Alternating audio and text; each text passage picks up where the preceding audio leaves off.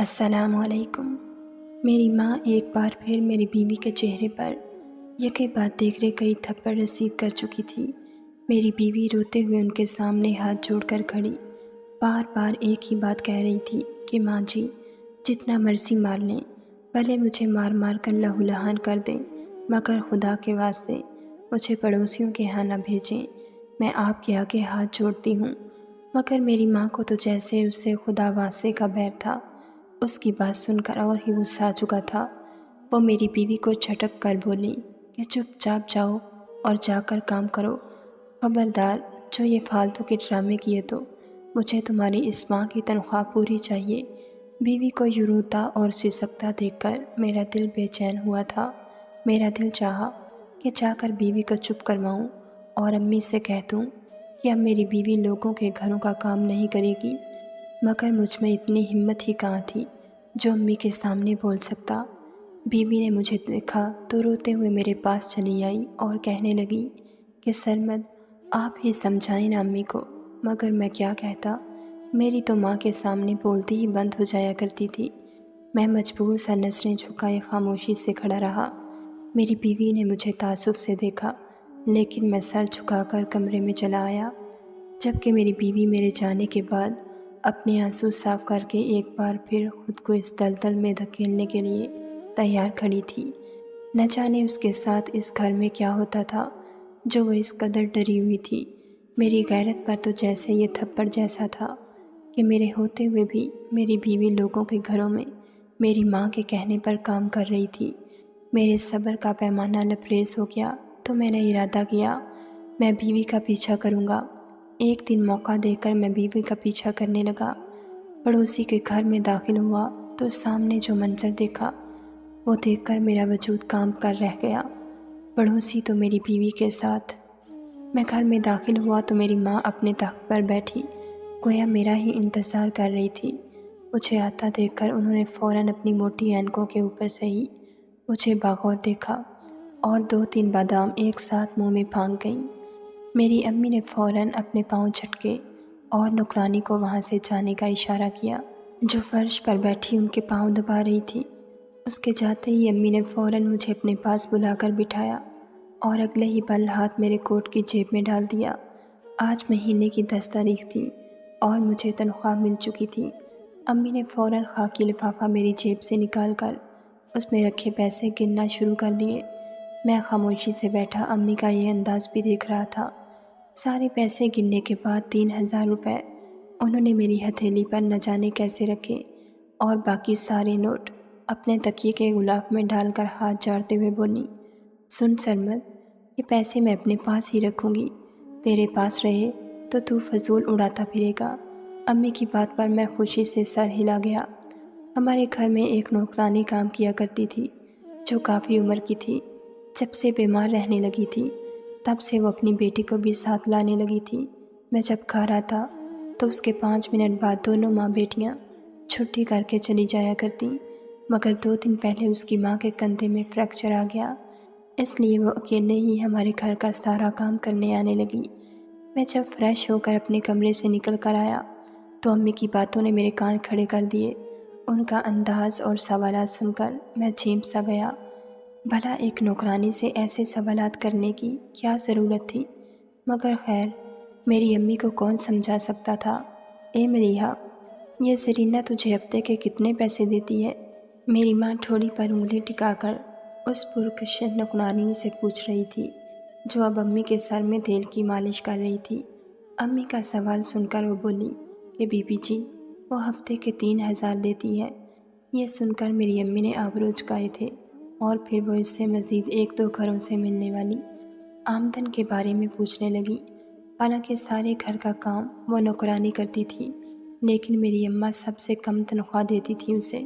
گھر کے کام کے علاوہ اپنی خدمت بھی مفت میں کروا لیتی کہ میرے سر میں درد ہے ذرا دبا دو، تیل لگا دو، پاؤں میں سوجن ہے مالش کر دو۔ وہ بیچاری چپ چاپ کر دیتی، ایک لفظ نہیں بولتی تھی۔ میری امی کا مزاج شروع سے ہی تھوڑا کنجوس قسم کا تھا۔ معاف کیجیے گا، تھوڑا نہیں بلکہ وہ اچھی خاصی کنجوس تھیں۔ وہ نوکرانی جھٹ سے ہمارے گھر کا سارا کام کرتی اور پھر پڑوسیوں کے ہاں چلی جایا کرتی، مگر ایک دن وہ ہمارے گھر آئی تو میری ماں سے کہنے لگی کہ اس نے برابر والے گھر کا کام چھوڑ دیا ہے، وہ وہاں کام نہیں کرے گی۔ اس بات پر میری ماں اسے وہاں کام کرنے پر مجبور کرنے لگیں، کہنے لگیں مہینے کے 12,000 وہ تمہیں دیتی ہے، تم تو پاگل ہو جو کام چھوڑ رہی ہو۔ مجھے یہ سمجھ نہیں آ رہی تھی کہ میری ماں کو اس بات سے کیا سروکار تھا۔ وہ لڑکی وجہ نہیں بتا رہی تھی، لیکن اس بات پر قائم تھی کہ وہ وہاں کام نہیں کرے گی۔ چند روز یوں ہی گزرے تو امی نے مجھے اپنے پاس بلایا اور پھر جو بات کہی اسے سن کر میرے ہوش اڑ گئے تھے۔ کتنی ہی دیر بت بنا میں بس انہیں دیکھتا رہ گیا۔ وہ کہنے لگیں کہ سرمد، میرا دل چاہ رہا ہے کہ تمہاری شادی میں اس ملیحہ سے کر دوں۔ بہت ہی سکر لڑکی ہے، گھر کے کام فٹافٹ کر دیتی ہے۔ مجھے تو قسم سے ایسی ہی بہو چاہیے تھی جو سارا گھر سنبھال لے۔ دوسرا ہے بھی وہ بہت خوبصورت، یہ موٹی موٹی آنکھیں اور تیکھے نقوش۔ کیا خیال ہے پھر تیرا، میں فرخندہ کے لیے تیری بات چلاؤں؟ دیکھ، اگر تو مان گیا تو مجھے اس مہینے کی تنخواہ بھی اسے نہیں دینا پڑے گی، اس لیے بس تو جلد ہی میرے فیصلے سے راضی ہے نا؟ دیکھ، مجھے وہ لڑکی بے حد پسند ہے۔ امی سب کہہ کر آخر میں میری جان متوجہ ہوئی تھی۔ میں نے آج سے پہلے کبھی امی کی نافرمانی نہیں کی تھی، سو اب بھی نہیں کر سکتا۔ پھر وہ فیصلہ تو کر ہی چکی تھی، میں ان کی بات کو خوش دلی سے مان گیا۔ وجہ یہ بھی تھی، وہ لڑکی واقعی بے حد حسین تھی، کہیں سے بھی نوکرانی نہیں لگتی تھی۔ میں خاموشی سے سر جھکائے نکاح نامے پر دستخط کر رہا تھا۔ بس مجھے یہ تردد تھا کہ وہ تعلیم یافتہ نہ تھی۔ میں انگلینڈ سے پڑھ لکھ کر آیا تھا۔ میری یہی خواہش تھی کہ میری بیوی بھی میری طرح پڑھی لکھی اور خوبصورت ہو۔ اس میں کوئی شک نہیں تھا کہ ملیحہ بہت خوبصورت اور پرکشش شخصیت کی حامل لڑکی تھی، مگر اس نے تو میٹرک بھی ادھورا چھوڑ دیا تھا۔ میں ٹھہرا اپنی ماں کا لاڈلا اور فرمانبردار بیٹا، بھلا کہاں امی کے حکم کے آگے اپنی چلا سکتا تھا۔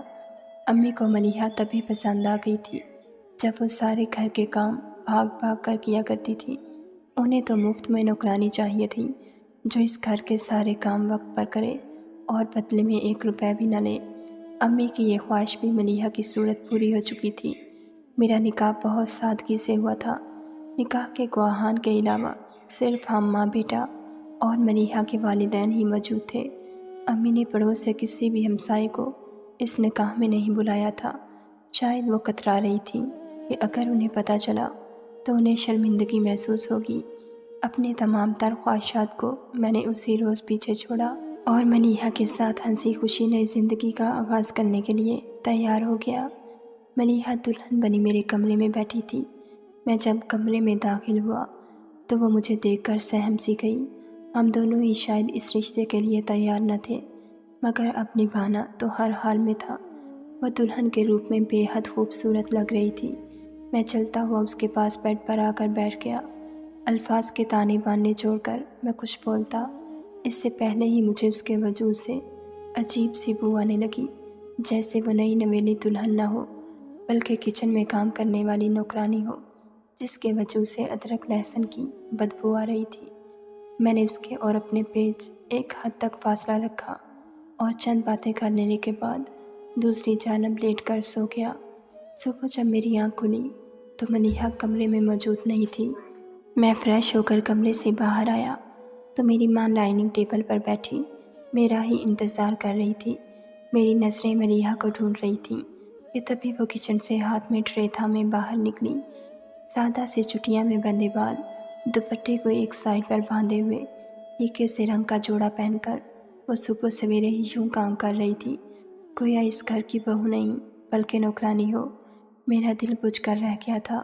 اس نے جو ہی ناشتہ ہمیں سرو کیا تو وہ خود بھی میرے ساتھ کرسی کھینچ کر ناشتہ کرنے کے لیے بیٹھنے لگی، مگر تبھی میری ماں فوراً اپنی اینک ٹھیک کرتے ہوئے گلا کھنکار کر بولی، ملیحہ، وقت دیکھو کیا ہو گیا ہے، تم نے زرینہ کے ہاں نہیں جانا؟ جاؤ، شاباش، جا کر اس کے گھر کا کام کر کے آؤ۔ میں نے اسے کہہ دیا ہے تم اس کے گھر کام کرو گی، 2 گھنٹے میں سب کچھ نپٹاؤ، پھر نسیمہ کے ہاں بھی جانا ہوگا۔ امی کے الفاظ سن کر مجھے کھانسی آئی تھی۔ وہیں دوسری جانب ملیحہ کے ہوش اڑے۔ میں اور وہ دونوں امی کو بے یقینی سے گھور رہے تھے۔ تبھی امی بولیں کہ کیا ایسے کیوں دیکھ رہے ہو مجھے؟ میں نے اسے صرف اپنی بہو بنایا ہے، اس کی اوقات تو ابھی بھی وہی نوکرانیوں والی ہے۔ اب جاؤ، جا کر کام کرو، پھر واپس آ کر تم نے کپڑے بھی دھونے ہیں جو کل نکاح کی تقریب میں سب نے پہنے تھے۔ اتنا کہہ کر امی اپنی اینک ناک کے اوپر کر کے پراٹھے کا نوالا توڑ کر مزے سے کھانے لگیں۔ مجھے ہکا بکا دیکھ کر امی نے جھڑک کر کہا کہ تم ناشتہ کیوں نہیں کر رہے؟ بت کیوں بن گئے ہو؟ مرتا کیا نہ کرتا۔ خاموشی سے سر جھکا کر ناشتہ کرنے لگا، جبکہ میری بیوی لاجواب سی ہو کر رہ گئی تھی۔ اس نے فوراً میری ماں کو جواب دیتے ہوئے کہا کہ وہ تو اب اس گھر کی بہو ہے، آخر اب کیوں وہ لوگوں کے گھروں میں جا کر کام کرے گی؟ اس کے یہ الفاظ سن کر میری ہچکی بندی تھی۔ آج تک تو میں نے بھی امی کو یوں جواب نہیں دیا تھا جیسے یہ لڑکی میری ماں کو دے رہی تھی۔ میری ماں تو یہ سن کر سکتے کی کیفیت میں مبتلا ہو گئی تھی اور پھر بولی کہ سرمد، یہ ہے تمہاری بیوی جس نے پہلے دن ہی تمہاری ماں کی بے عزتی کر دی اور تم خاموشی سے یہ سارا منظر دیکھتے رہے۔ امی کے الفاظ نے تو جیسے جلدی پر تیل گرانے کا کام کیا تھا۔ میں اٹھا اور اگلے ہی پل بغیر دیر لگائے ملیحہ کے منہ پر تھپڑ مار گیا۔ تھپڑ لگتے ہی وہ 2 قدم پیچھے ہٹی۔ اسے مار کر بھی مجھے اچھا نہیں لگ رہا تھا، مگر خیر، میری ماں اس پر بہت خوش ہوئی تھی، جبکہ ملیحہ بغیر کچھ بولے خاموشی سے اگلے ہی پل وہ خود کو چادر میں لپیٹ کر گھر سے باہر جانے لگی تھی کہ تبھی امی کو کچھ یاد آیا اور بولی، اے لڑکی سن، خبردار جو کسی کو بتایا تو میری بہو ہے، بس کام کر اور سیدھی گھر واپس آ جانا۔ ملیحہ کی نظروں میں کئی سوالات تھے۔ وہ مجھے بے بسی سے دیکھ رہی تھی، مگر شاید میں اس سے بھی زیادہ بے بس تھا۔ ناشتہ ختم ہوتے ہی میں نے امی سے جھجکتے ہوئے بولا کہ امی، ملیحہ تو اب میری بیوی اور اس گھر کی اکلوتی بہو بن چکی ہے، تو پھر اب آپ نے کیوں اسے کام پر بھیجا؟ میری تنخواہ اتنی ہے کہ ہم 3 لوگ عیش و آرام سے زندگی گزار سکتے ہیں۔ میرے سوال پر امی نے منہ سا بگاڑا اور پھر بولی کہ وہ پہلے بھی تو کام کر رہی تھی، اب بھی کر لے گی، تو اس میں کیا حرج ہے؟ 2-4 پیسے فالتو آ جائیں گے تو گھر کا خرچ اچھا نکل جائے گا۔ تمہارے پیسے ہیں تو کیا برباد کرو گے؟ اسے اس کی اوقات میں رکھو۔ امی کی بات سن کر میں ان کی تائید میں سر ہلا کر رہ گیا۔ ان کی فطرت سے میں واقف تھا، وہ جو کرتی تھی مجھے وہی ٹھیک لگتا۔ اس شام جب ملیحہ گھر واپس آئی تو اس کا چہرہ کافی بجھا بجھا سا تھا، کہیں سے بھی وہ نئی نویلی دلہن نہیں لگ رہی تھی۔ اترا ہوا چہرہ اور زرد بڑھتی رنگت، اس کی آنکھیں یوں سوجی ہوئی تھیں گویا وہ بے تحاشا روتی رہی ہو۔ میں اس کے قریب گیا اور اس سے باتیں کرنے لگا۔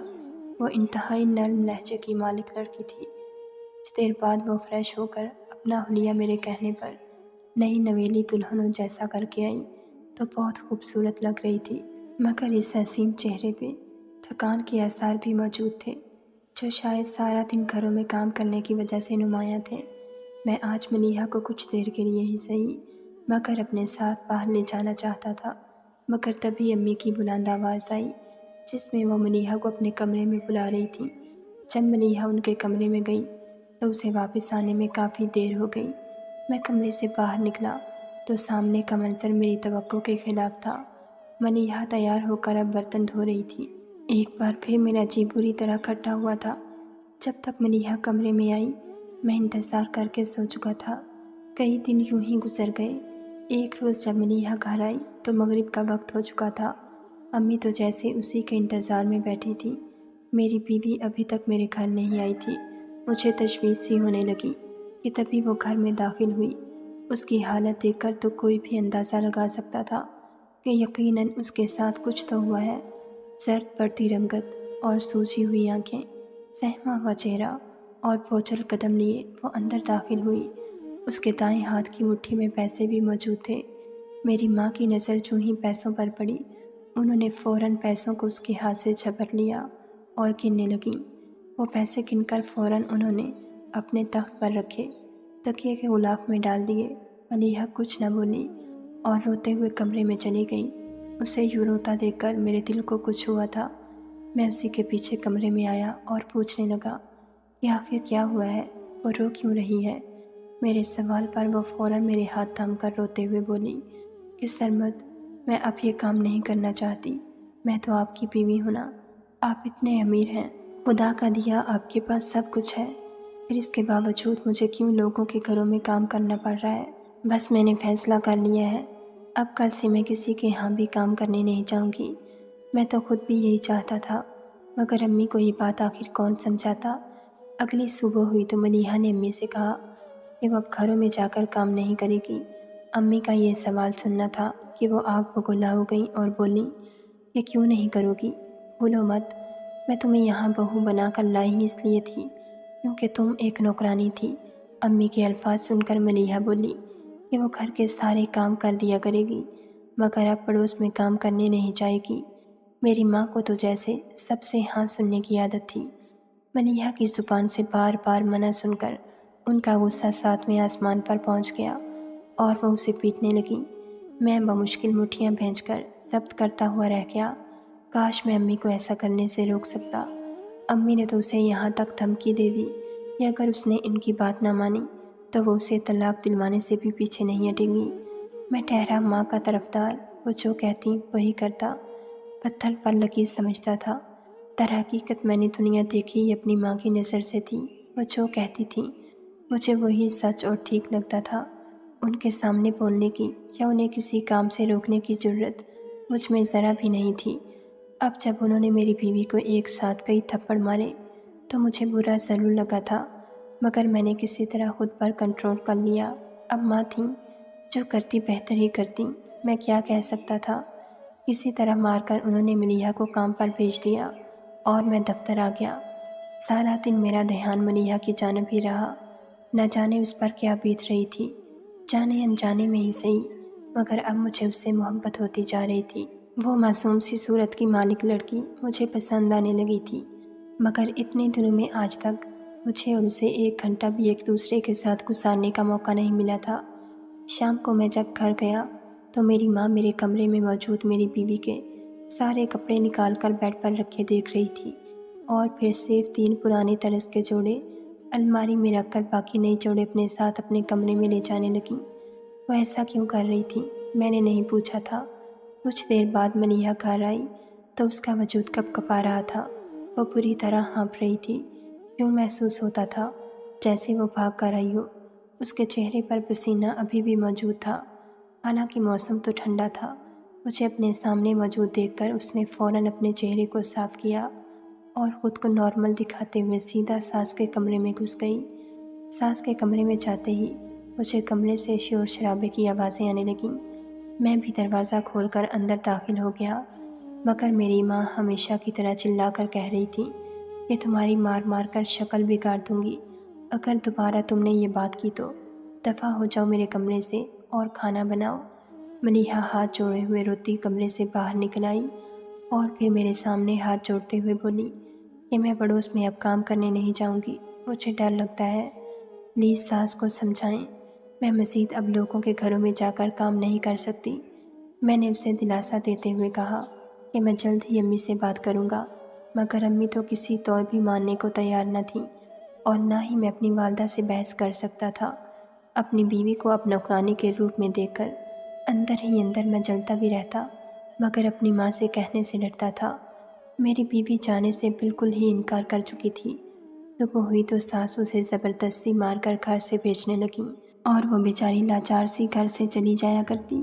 بعض دفعہ امی کا رویہ مجھے یوں گمان دیتا جیسے وہ صرف کنجوس اور بخیل ہی نہیں بلکہ کافی حد تک نفسیاتی مریضہ بھی ہیں۔ میرا دل ملیحہ کی جانب سے کافی پریشان رہنے لگا۔ اب تو بات اس حد تک بڑھ چکی تھی، ملیحہ قدموں میں گر کر روتی رہتی، مگر میری ماں اسے زبردستی گھر سے نکال دیا کرتی۔ میرے جیسے بیٹے جنہیں ہر حال میں اپنی ماں ہی درست لگتی تھی، اب ان کا یہ رویہ دیکھ کر میرے دل میں ملیحہ کی خاطر محبت بڑھنے لگی تھی۔ رات کو وہ جب کمرے میں آتی تو اس کا پورا وجود تھکان سے چور ہو چکا ہوتا۔ وہ ساری رات رو رو کر منتیں کرتی رہتی، سرمد اپنی ماں کو منا لیں، میں دوبارہ وہاں نہیں جا سکتی۔ بیوی کے الفاظ مجھے کئی سوالات میں جکڑ چکے تھے۔ آخر یہ وہاں کیوں نہیں جانا چاہتی تھی؟ شادی سے پہلے بھی وہ وہاں کام کرتی رہی تھی، اور پھر اب ایسا کیا ہو گیا تھا کہ وہ وہاں نہ جانے کے لیے گڑگڑا رہی تھی؟ میں نے سوچ لیا کہ اب جان کر رہوں گا، अगले रोज़ बीवी न चाहते हुए भी बोझल कदमों के साथ चलती हुई पड़ोस के घर पहुंची। उसके पीछे पीछे मैं भी वहां पहुंच गया। वो डरते डरते अंदर दाखिल हुई तो कुछ देर बाद खुले दरवाजे से मैं भी अंदर दाखिल हो गया। मैं चलता हुआ बगीचे में आ गया, जहाँ पर मौजूद खिड़की से मुझे घर के अंदर होने वाले तमाम तार मामलात का बखूबी अंदाज़ा हो सकता था। उस घर की मालकिन और उसका बेटा दोनों ही नाश्ता करने में मसरूफ़ थे। मालकिन का बेटा मलीहा को बगौर देख रहा था। जो ही मालकिन वहाँ से गई तो उसने फ़ौरन मलीहा का हाथ पकड़ लिया। मलीहा चीखती इससे पहले ही वो अपने लबों पर हाथ रखे हुए उसे खामोश करवाने लगा। मेरे वजूद ने इसी पल जोश मारा था। मेरे कान की लो तक सुर्ख हो चुकी थी। वो लड़का मेरी बीवी से बदतमीज़ी से पेश आ रहा था और मेरी बीवी सहमी हुई उससे खुद का बचाव कर रही थी। मज़ीद मुझसे बर्दाश्त न हुआ और मैं अगले ही पल उस घर के अंदर दाखिल हुआ। मेरा गुस्सा सातवें आसमान पर पहुंच चुका था। मैं उस लड़के को मारने लगा। वहाँ घर के अफराद जमा हो चुके थे। मेरे अंदाज और चंद अल्फाज से ये बात वाज़ेह हो चुकी थी कि मलीहा मेरी बीवी है। मैं मलीहा को वहाँ से लेकर घर आ गया। जब घर पहुँचा तो मलीहा को देखकर माँ बफरी।